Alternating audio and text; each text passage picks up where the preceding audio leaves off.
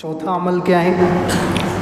چوتھا عمل ہے نبیوں کے اور پہلے زمانے کے لوگوں کے واقعات سننا. نبیوں کے واقعات خاص طور سے اور بھی جو پہلے کے نیک لوگ گزرے ہیں ان کے واقعات کو سننا. اس کے ذریعے سے بھی انسان کو جماؤ نصیب ہوتا ہے، اور یہ اللہ تعالیٰ نے خود کہا ہے 12ویں پارے میں، وَكُلًّا نَقُصُّ عَلَيْكَ مِنْ أَنْبَاءِ الرُّسُلِ مَا نُثَبِّتُ بِهِ فُؤَادَكَ. ہم آپ کے سامنے، اللہ تعالیٰ اپنے نبی صلی اللہ علیہ وسلم سے کہہ رہے ہیں کہ ہم آپ کے سامنے جو پچھلے نبیوں کے واقعات بیان کرتے ہیں، حضرت ہود علیہ السلام کے، حضرت صالح علیہ السلام کے، موسیٰ علیہ السلام کے، یہ واقعات کے ذریعے سے ہم کیا چاہتے ہیں کہ آپ کے دل کو جما دیں.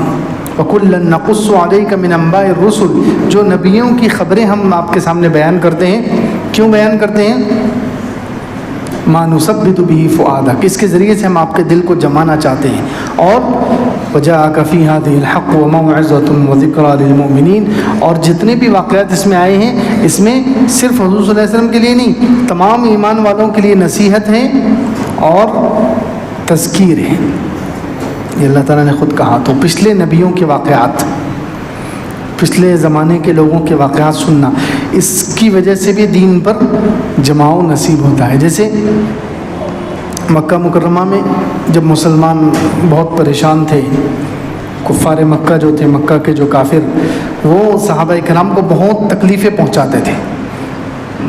حضرت خباب رضی اللہ عنہ کو خاص طور سے انگاروں پر لٹایا جاتا تھا. واقعات سنتے نا کہ ان کو انگاروں پر لٹایا جاتا تھا اور ان کے خون اور چربی سے وہ آگ کے انگارے بجھتے تھے، اتنی ان کو تکلیف پہنچائی گئی. تو ایک مرتبہ یہ حضرت خباب، جنہوں نے اتنی تکلیف اٹھائی، جنہوں نے اللہ کے لیے، ایمان کے لیے، اللہ کے دین کے لیے اتنی تکلیفیں اٹھائی، یہ ایک مرتبہ حضور صلی اللہ علیہ وسلم کے پاس آئے مکہ کی زندگی میں. جب ان کو تکلیفیں اٹھا کر بہت دن ہو چکے تھے، بہت زمانہ گزر چکا تھا، تو ایک مرتبہ یہ حضور صلی اللہ علیہ وسلم کے پاس آئے اور حضور صلی اللہ علیہ وسلم سے کہا کہ آپ اللہ سے ہمارے لیے دعا کیوں نہیں کرتے؟ الا تدعو لنا الا تستنصر لنا، آپ اللہ سے ہمارے لیے مدد کیوں نہیں مانگتے؟ وہ حضور صلی اللہ علیہ وسلم سے کہہ رہے ہیں کہ آپ اللہ سے دعا کرو، آپ اللہ سے مدد مانگو، اللہ کی مدد آئے گی، یہ کافروں کا صفایا ہو جائے گا، ابو جہل، ابو لہب، سب کا اللہ کے عذاب سے صفایا ہو جائے گا. آپ دعا کرو، آپ ہمارے لیے مدد اترواؤ. تو حضور صلی اللہ علیہ وسلم غصے میں آ گئے، ٹیک لگا کر بیٹھے ہوئے تھے، حضور صلی اللہ علیہ وسلم اٹھ کر بیٹھ گئے، چہرے کا رنگ بدل گیا اور کہا کہ تم سے پہلے لوگوں پر، دیکھو پہلے حضور صلی اللہ علیہ وسلم خود پہلے لوگوں کے واقعات بیان کر رہے ہیں، تم سے پہلے لوگوں پر ایسے حالات آئے نبیوں پر، اور تم سے پہلے جو نیک لوگ ایمان والے گزرے ان پر ایسے حالات آئے کہ انہیں آروں سے چیر دیا گیا، انہیں آروں سے چیر دیا گیا، گڑھا کھود کر اس میں زندہ ڈال دیا گیا، لیکن پھر بھی وہ اپنے ایمان سے نہیں پھرے، ان کو اتنی تکلیفیں پہنچائی گئی، حتیٰ کہ ان کی جان تک چلی گئی، انہوں نے جان دے دی پچھلے زمانے کے ایمان والوں نے، لیکن اپنے ایمان سے نہیں پھرے. تم کیوں جلدی مچا رہے ہیں؟ یہ لفظ ہے وَلَكِنَّكُمْ تَسْتَعْجِلُونَ، تم لوگ جلد بازی کر رہے ہو، اتنی جلدی تھوڑی اللہ کی مدد آتی ہے، اتنی جلدی، ابھی تو کچھ صبر کرنا پڑے گا، حالات کو جھیلنا پڑے گا. یہ کہا اور پھر خوشخبری بھی سنائی کہ اللہ کی قسم یہ جو دین چلا ہے اللہ تعالیٰ اس کو پورا کر کے رہیں گے. حضور صلی اللہ علیہ وسلم نے آگے حضرت خباب کو صبر کی تلقین بھی کی، پہلے تو صبر کی تلقین کی، صبر کی دعوت دی ان کو کہ صبر کرو. پہلے نبیوں، پہلے ایمان والوں کو بہت تکلیفیں پہنچائی گئی، حتیٰ کہ آروں سے چیر دیا گیا ان کو، لیکن وہ اپنے ایمان سے نہیں پھرے. پھر آگے خوشخبری سنائی کہ ایک وقت آئے گا اللہ تعالیٰ اس دین کو، اس اسلام کو مکمل کر کے رہیں گے، حتیٰ کہ ایک وقت ایسا آئے گا اتنا امن ہوگا، اتنا سکون ہوگا کہ ایک عورت صنعاء سے چلے گی، ملک کے یمن کے ایک شہر سے چلے گی حضر موت تک، اور اس کی طرف دیکھنے والا کوئی نہیں ہوگا. یعنی اسلام اتنا پھیل جائے گا اور اسلامی حکومت، مسلمانوں کی حکومت آ جائے گی تو اتنا سکون ہو جائے گا، چور ڈاکو سب ختم ہو جائیں گے، کوئی عورت کو بری نظر سے دیکھنے والا نہیں ہوگا. یہ خوشخبری سنائی. خیر، نبیوں کے واقعات، پچھلے زمانے کے جو لوگ گزرے ہیں ان کے واقعات سننا اور سنانا. دیکھو قرآن نے بھی کہا اور حضور صلی اللہ علیہ وسلم بھی کیا کر رہے ہیں؟ حضرت خباب کو پچھلے واقعات سنا رہے ہیں. تو پچھلے لوگوں کے واقعات سننا نہیں، جو اپنے سے پہلے جو لوگ گزرے ہیں، سارے انبیاء علیہ السلام، صحابہ اکرام، تابعین، اولیاء اللہ، ان کے واقعات سننا، اس کی وجہ سے بھی دین پر ثابت قدمی نصیب ہوتی ہے، دین پر جماؤ نصیب ہوتا ہے. یہ ایک دین پر ثابت قدمی کا ایک عمل ہے. اسی طرح پانچواں سبب ہے، کتنا؟ پانچواں ذریعہ دین پر جمنے کے لیے. 4 ہو گئے نا؟ ارے جاگ رہے کہ سو رہے؟ پچھلے ہفتے 3 ہوئے تھے اور یہ ہفتے 1 ہوا، 4 ہو گئے. پانچواں سبب، پانچواں ذریعہ دین پر ثابت قدمی اور دین پر جمنے کے لیے اللہ کا ذکر ہے، اللہ کا ذکر کرنا. اب اللہ کا ذکر جو ہے کہاں کہاں انسان کو جماتا ہے، کہاں کہاں اس کی وجہ سے ثابت قدمی جماؤ نصیب ہوتا ہے. دیکھیے، سب سے پہلے تو جہاد میں، جب کافروں کے سامنے اگر لڑنا ہو مسلمانوں کو، تو وہاں خاص طور سے اللہ تعالیٰ نے حکم دیا، 10ویں پارے کے پہلے صفحے پر ہے، یا ایھا الذین آمنوا اذا لقیتم فئۃ فاثبتوا واذکروا اللہ کثیرا. اے ایمان والو، جب تم کسی جماعت سے ملو، کافروں کی کسی جماعت سے تمہارا مقابلہ ہو جائے، تمہارا آمنا سامنا ہو جائے، تو وہاں پر فثبتوا، جم جاؤ. اور جمنے کے لیے کیا کرو؟ واذکروا اللہ کثیرا، کثرت سے اللہ کا ذکر کرو. دیکھو، اللہ کا ذکر، اللہ کو یاد کرنا، جتنا اللہ کا ذکر کریں گے تو کافروں کے سامنے جہاد میں بھی اس کی وجہ سے ثابت قدمی ملتی ہے.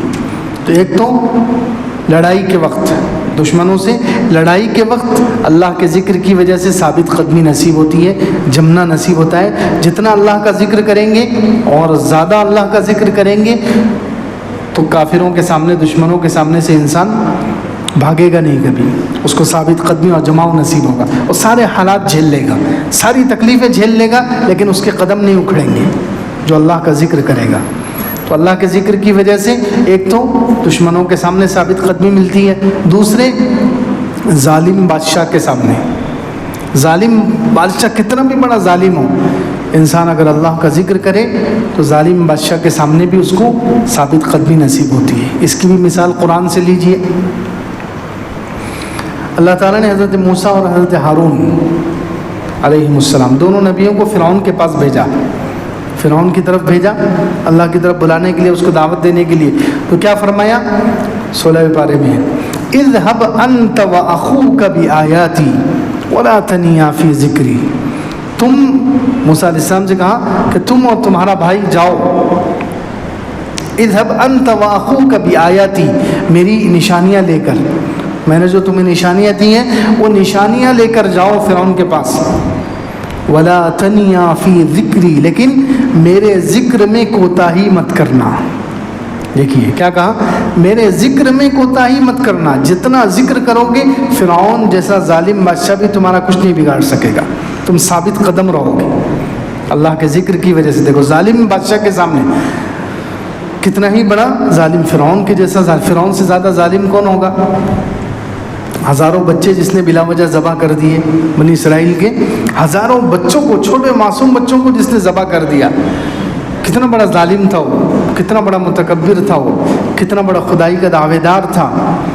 تو اس کے سامنے جا رہے ہیں موسیٰ علیہ السلام، اور اللہ تعالیٰ کیا کہہ رہے ہیں کہ جاؤ تو میرے ذکر میں کوتاہی مت کرنا. ولا تنیا فی ذکری، جتنا تم وہاں جا کر میرا ذکر کرو گے تو ذکر کی وجہ سے تمہیں اس کے سامنے ثابت قدمی ملے گی، ثابت قدمی نصیب ہوگی، پیر جمیں گے دین پر اور پیر اکھڑیں گے نہیں.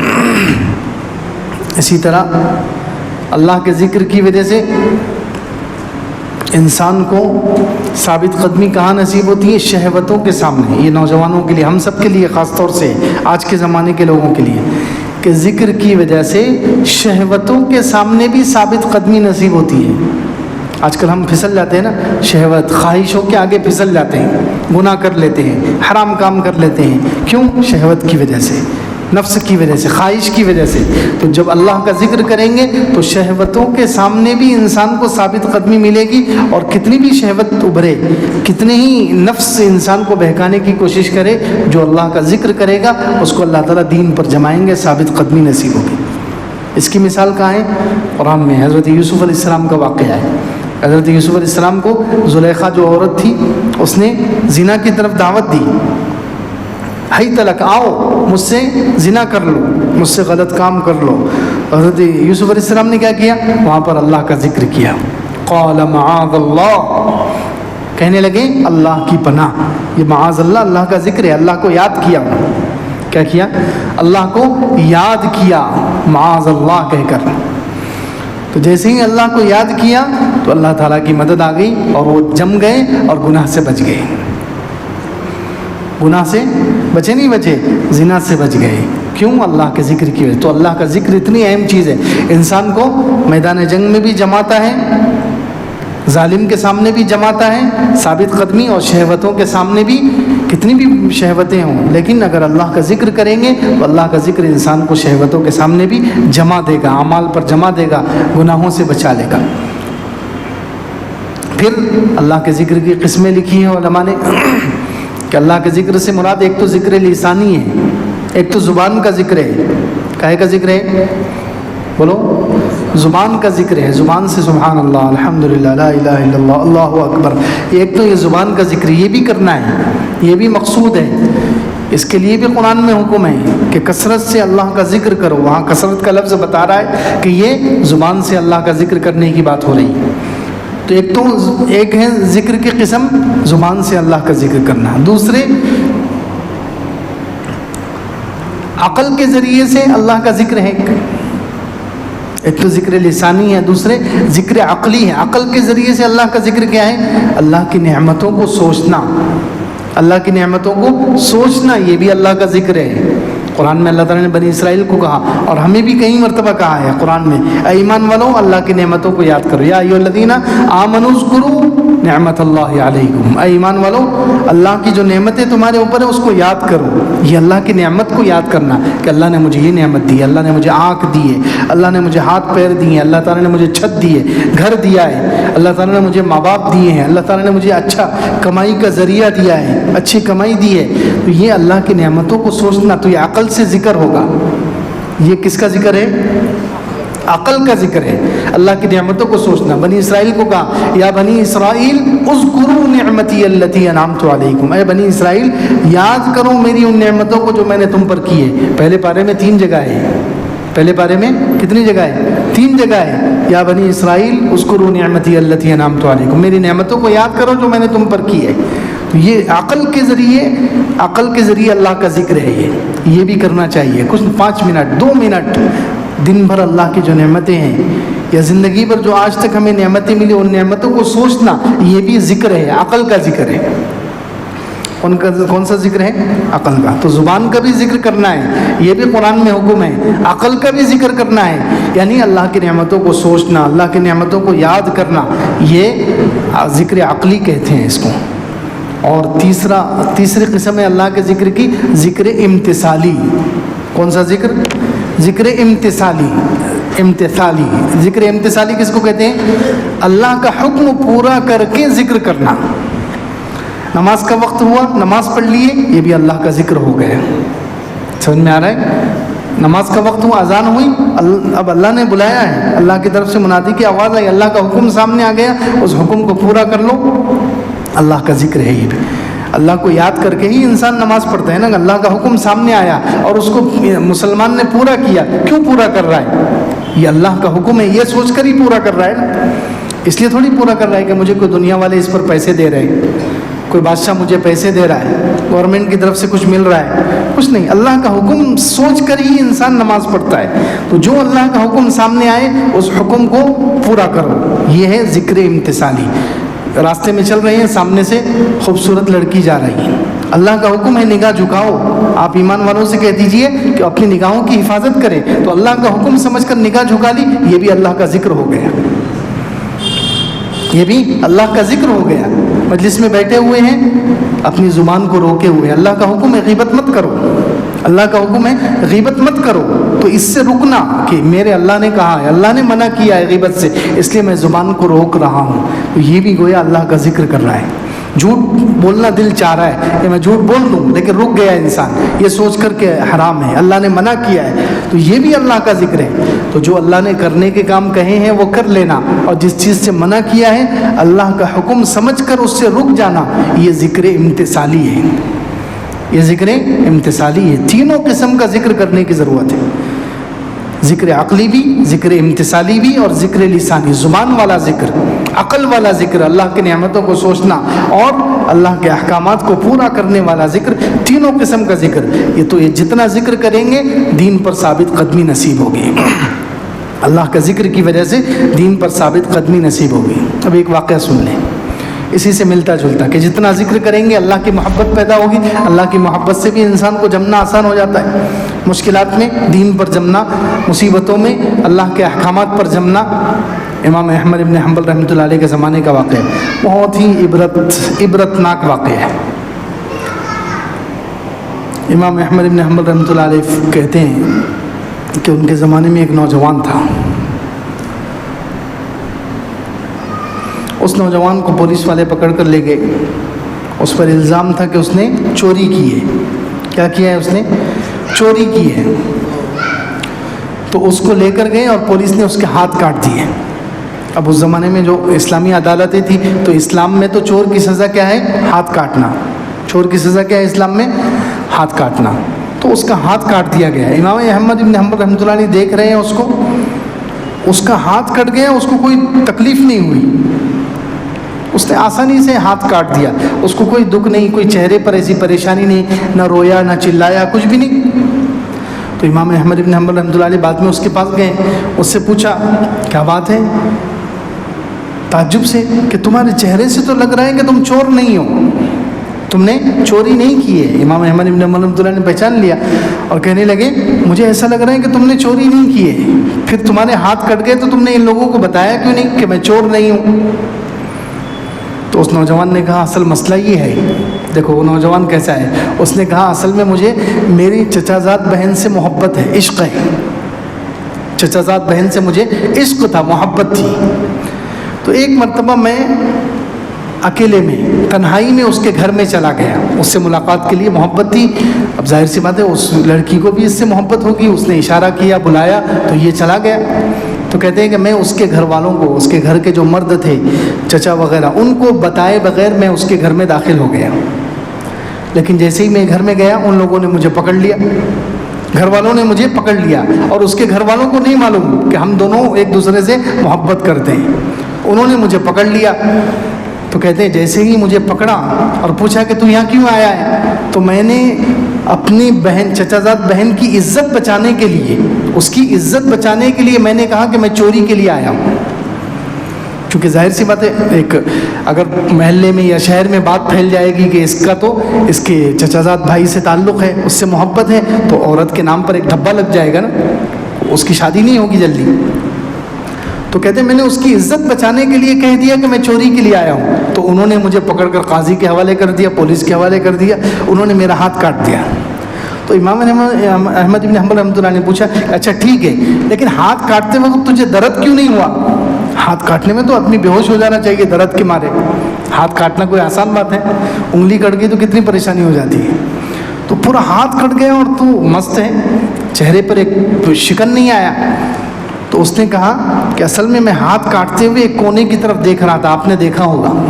تو بولے ہاں، اس کی وجہ ہے کہ وہاں پر وہ لڑکی کھڑی ہوئی تھی، میری چچا زاد بہن کھڑی ہوئی تھی، اور میرے ہاتھ کٹنے پر اس کے آنسو گر رہے تھے، تو اس کی محبت میں اس کو دیکھنے میں ایسا کھو گیا کہ میرے ہاتھ کٹنے کا مجھے پتہ ہی نہیں چلا۔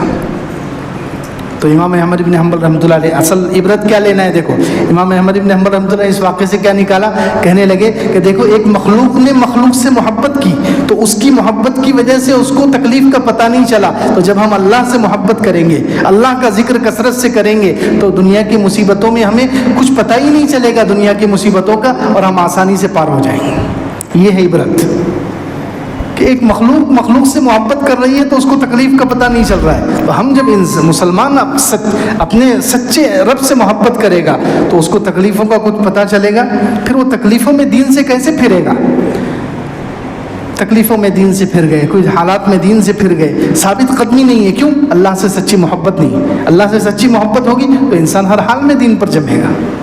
خیر یہ اسی سے ملتا جلتا واقعہ تھا، اس لیے سنا دیا گیا.